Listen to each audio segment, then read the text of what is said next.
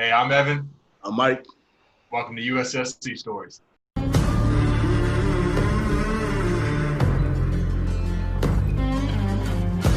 broken and falling, damned old souls been sent to burn.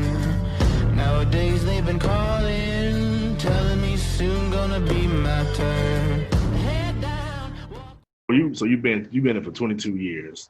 Yes, sir. Retired. At what point in your career did you feel like I can't do this anymore? Well, I'm gonna say the 22 because I retired as the first, because I had a smart mouth and I was very brash and maybe missing a qual or two here or there, but no one's counting. Yeah. But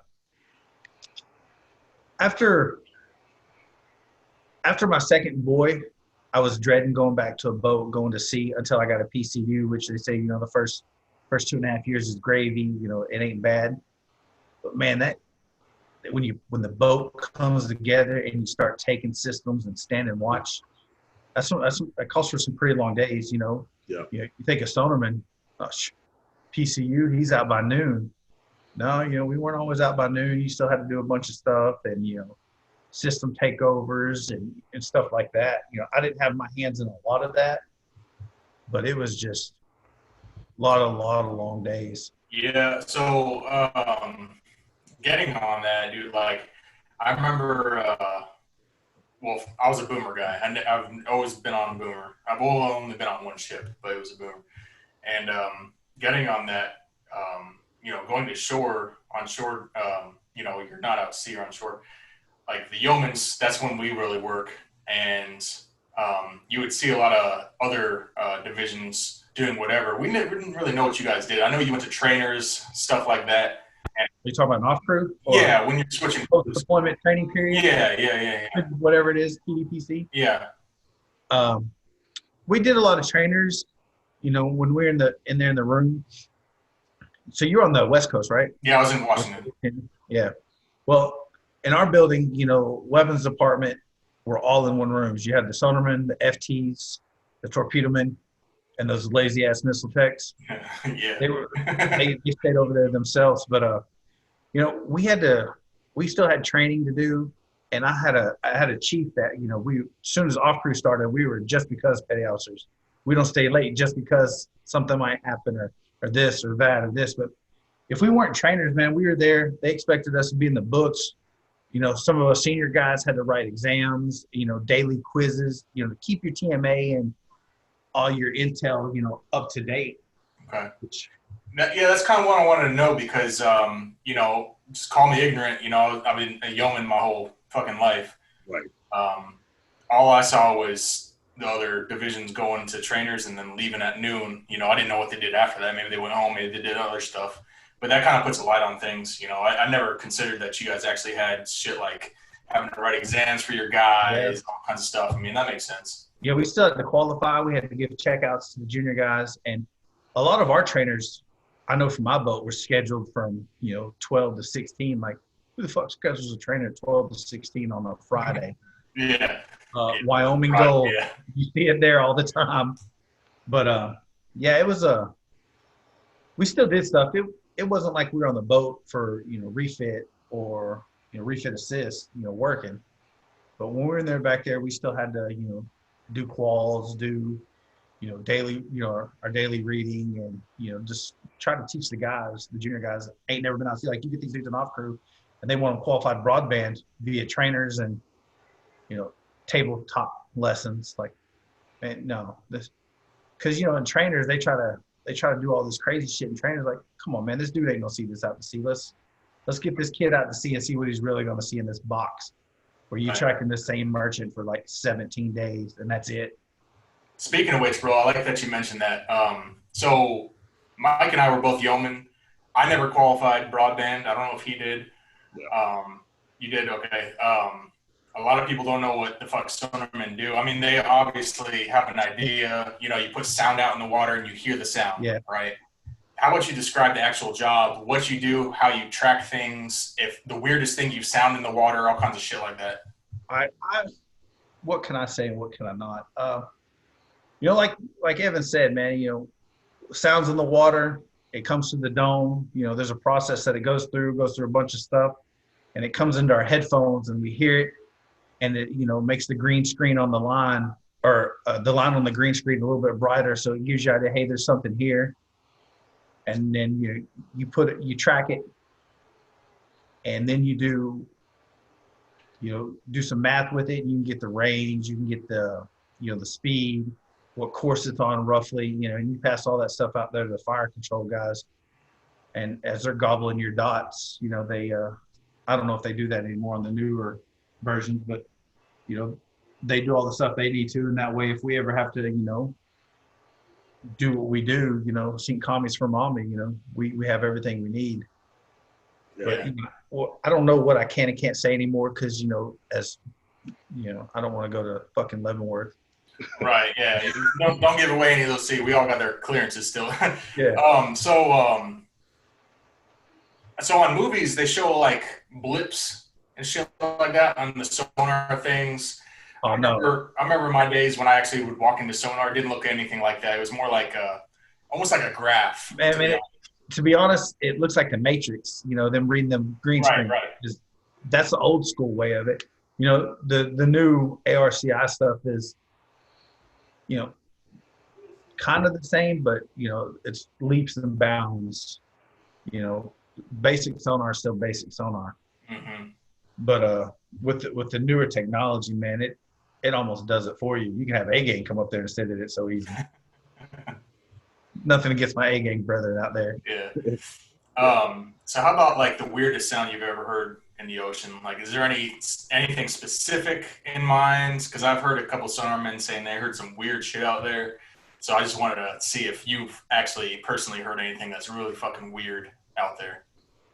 Man, it's like the way shrimp sound, the clicking, like you would never think shrimp swim through the water to make a noise. The craziest thing I ever heard, you know, my first underway when we was in Pearl, we, you know, go out there, you dive, about a day out, you heard a boeing fish. And, you know, if anybody knows what a boeing fish is, it makes a real specific sound. And, you know, even the frequency is pretty close to where it needs to be, you know, some crazy shit for us. Mm-hmm. And man, I was calling it away, soup, you know, everybody was laughing at me, you know. It just, that's probably the craziest thing I ever heard was just the boeing fish. And I, you know, thought we're fitting to go to war. Yeah. I remember one of my guys saying that every time we pumped sanitaries to the ocean, oh yeah, there'd be schools of fish and shrimp just chasing us, eating shit. And for the longest time, I couldn't eat shrimp after that because of hearing that, you know.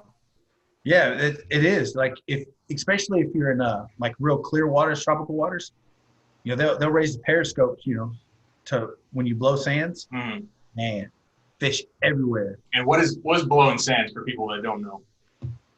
You know, that's when you pressurize your sanitary tanks, you know, where you poop and pee and you blow it out the submarine. Yeah. You know? Yeah. So that's the stuff you're eating, guys. Yeah.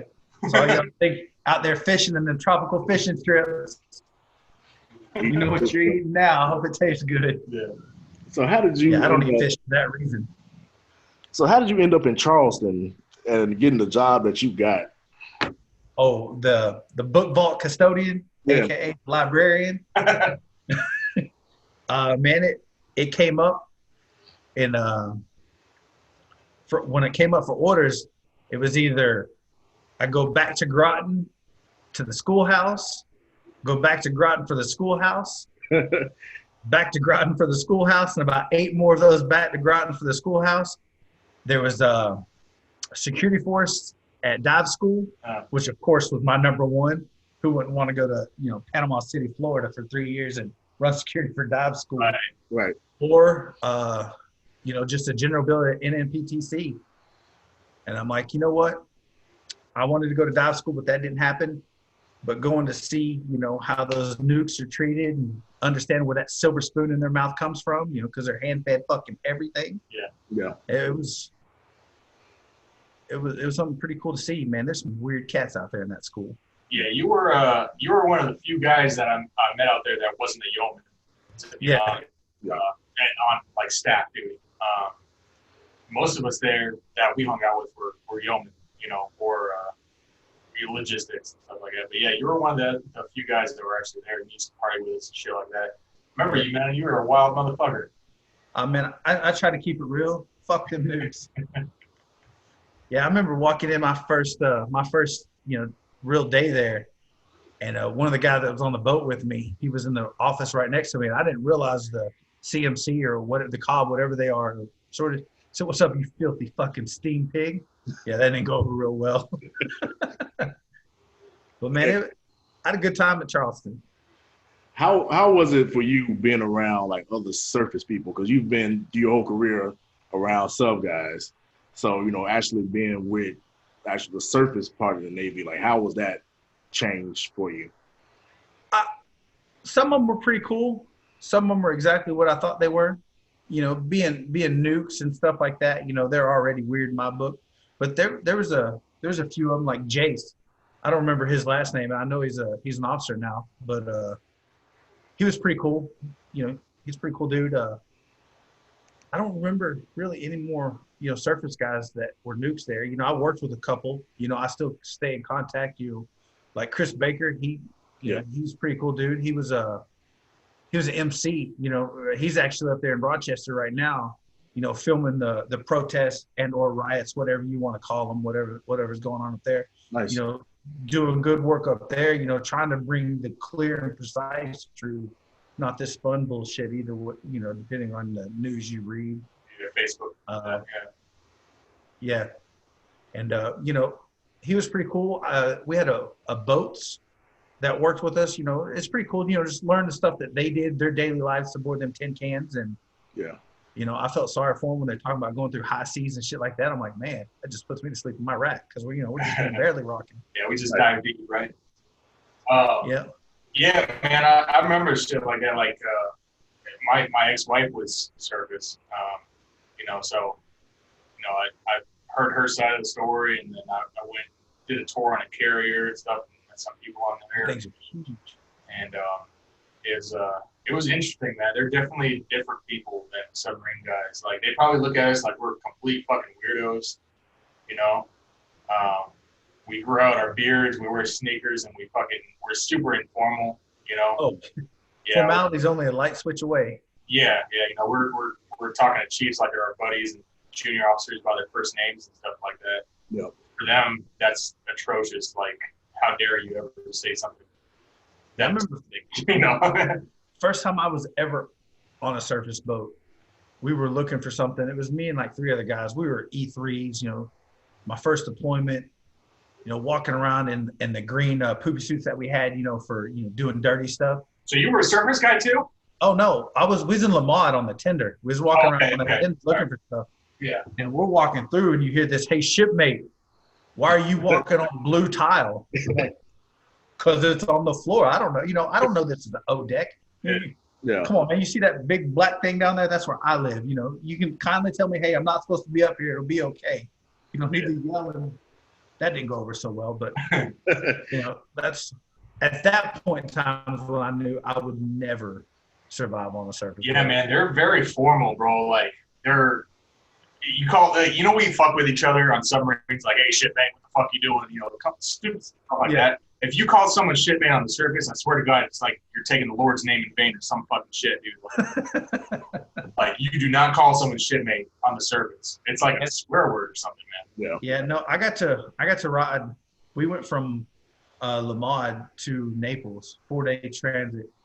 I rode the surface boat over. It was wild. You know, at any given time, you can go into the fan room, and there's some shit going on in the fan room. They sold condoms in the motherfucking vending machines. Yeah. You know, the LSs or the SKs back in the day, that's what the spot was. You go down there at night, they had a surround sound. So you was down there, there was like a mini club on the boat. But what do you think about so you're talking about, like, you know, how women and men are on the surface and shit like that. That's gonna happen. What do you think about submarines nowadays, where I hear women and men are integrated on submarines? Yeah, on some of the Tridents, the boomers, they are. Yeah. So what do you think about that? with that, I think if they can keep it professional, then I think women are more than capable intelligently of doing the job that we do. I'd like to see one have to grab the forward submersible pump and all the tool, the cabling and everything else you got to run. Let's say you're on a Trident and you get it right there by that forward bulkhead, by the forward head, and you got to run all the way back to Shaft Alley. Yeah, I want to see some girl, they expect her to grab that and the 100 foot of cable that you're running with and make it back there in a timed evolution. But I think there might be some physical restraints, but when it comes to intelligence, I think they're more than capable of doing anything we can do. Yeah, man. So I was gonna say, man, like, well, there's some women that are even more capable physically than men. Oh yeah. But on a realist aspect like mine, I'm a realist. We're all professionals, but we're also all human, right? So when you start integrating men and women, and you're out to sea for a couple of months, someone somewhere is gonna, it's gonna happen. Yeah, somebody will be fooling around. Yeah, I just, I think the Navy, when they integrated surface boats, it was the same thing. Like, hey, here's some women, let's get it. And I think it was smart of them to integrate the upper chain of command first. Bringing in like a CHOP and a couple of JOs to that way. That way, when female enlisted were finally added to the Tridents, I don't think there's any female enlisted on fast boats. No. But they'll have somewhere to go that they're not scared to talk to. I think there's a couple. There's even chiefs now that run in divisions and stuff like that on Tridents. I haven't kept up with that, so I'm all for it. For women being on submarines. To be honest, in my own opinion, it's my own opinion, right? Not right nor wrong. I think it would be better for there to be all women submarines and then all men submarines, only based off of efficiency. Because when you integrate, we're all human. We're going to want to fuck, and that's just going to fuck with our jobs, because if you get a woman pregnant on a submarine, she has to get offloaded, right? And it's not like a carrier where there's 6,000 people. On a submarine, you need every single body. Right? Yeah, I understand that point of view. But then you got to think when, let's say MDiv's back there doing maintenance and they got to open up these big ass tanks. There's what I've seen of girls going through school and stuff for submarines. There's not a lot of them with that ass that can, open some of them big ass tank bolts, that got to get that 1.5 wrench out and, put some muscle behind it. So I'm not saying you put 6 or 8 of them with, the pry bar, can't get it done, but I don't think, it'd be as efficient as you think with a women only and a men only side. Okay. I think they integrate them. It's just, I get you, people going to want to fuck, but that's where, hopefully your Navy training comes in, still be professional, which I know it's not. I know there's people down there in the low level fan rooms, getting it on or. It's just human. Yeah. It's human. Yeah, it is what it is, like. Them sailors on the Wyoming, and they got up in the wine cellar and videoed the officers. That's just some dirtbag ass shit. And every one of them that got busted, I believe that they should have got more than what they got, because that's just wrong. That's dirty here. I didn't hear about that story, but we'll have to get into that some other time. But that brings us to another point, right? So submarines is one thing, right? Surface, they already did that shit. Submarines is kind of the next step. What do you think about special warfare kind of shit, like SEALs, like integrating them? So like before you start, like for me, for example, right, I'm all for women joining special forces like SEALs, special operations, SEALs, stuff like that, if they can uphold the same standards as a man, because that's a completely different story than operating machinery. Yep. These are actual warriors. These are guys going downrange, fighting wars, killing people, doing very, very dangerous stuff. We do dangerous stuff, but they do more dangerous stuff. And for example, what if, 2 battle buddies, one guy's 200 pounds and his battle buddy is some chick who's 120 pounds. Can she carry him out of a battlefield? That's kind of a thing I'm a little worried about. If they, that's why I'm saying, like, there shouldn't be different standards. There should be one standard, And of course, based on physiology, women are going to have a harder time of it. But if they can keep up with a man, I think go for it. Fuck it. If not, then they shouldn't be there. It's not a. I don't think they should be included just to prove a point, because that job is something extremely serious. You know, like you're going downrange, you're going into gunfire and into warfare. Yeah. You're going to kill people. People are trying to kill you. You know, and if you're just trying to join just to prove a point, then that's really not a good reason, right? So, I mean, what do you guys think about that? I'm gonna let you go, Mike. I'm gonna turn on my lights so y'all can see this ugly face because it's getting dark in here. No, you're good. No, I agree with what you're saying. It's a different ball game. It's a different ball game because you're actually out there. Like the point that you brought up, you know, having a 120-pound woman carrying a 210 dude in the trenches when we actually need it. Like, you know, can it be possible? Mentally, I think they can do it. Mentally, in a situation like that, possibly. Physically, I mean, it's going to be a challenge. It's going to be a hell of a challenge. But it's just, you know, will whoever operates the special forces be comfortable in, you know, having them integrated like that, or would they have like a, you know, first female special unit, or, you know, how would they go about doing that? That's kind of where I was trying to lead this to anyways, is, you know, I'm all for it. I think there's plenty of things females can do that men can't do, in anything in warfare too. And if they were serious about it, I'd seriously consider there being an all-female SEAL team, you know. There doesn't have to be anything sexist about it. It's just, it would be more efficient to have an all-female SEAL team. That way you wouldn't have to worry about certain requirements of, can you lift this man that's 100 pounds heavier than you are, plus his equipment, you know, and to do this and this and this, you know. That way, you know, they could have their own standards because they're in their own teams, you know. And there's a lot of times where women can be concealed and be more stealth, you know. I don't know the fucking whole special operations aspect of it, what they do and stuff like that, but there's, you know, there's certain things that they can do that we can't, you know. I think I'm old school, you know, how my dad raised me. Yeah. I really don't think women should be on the front line because, you know, you call me sexist, you call me whatever you want, but I just don't think that is a place for women on the front lines, watching your buddy's head get exploded by, you know, an AK round or mortar attacks or anything like that. So I don't think it's a good idea, but I don't think women are not capable of doing it. I think they can do anything a man can, but like, you know, that whole physical stature is a big part of it. But if they want to do it and they can keep up with the standards that they have now, not a male and female PT test like they do in the regular, you know, military, but if they can keep up with standards with the dudes, you know, or with the standards now, and they don't have to drop them for females, you know, get less push-ups, less sit-ups. But if they can do everything that the standard is now, then go on and get it. You know, more power to them, and you know, they're better than I am. I didn't do it. Yeah. Right. All right, man. Hey, D Money, I appreciate you having been on the show with us, man. Man, it was great. I'm glad I got to be here. Yeah, it's a special honor to have you on, man.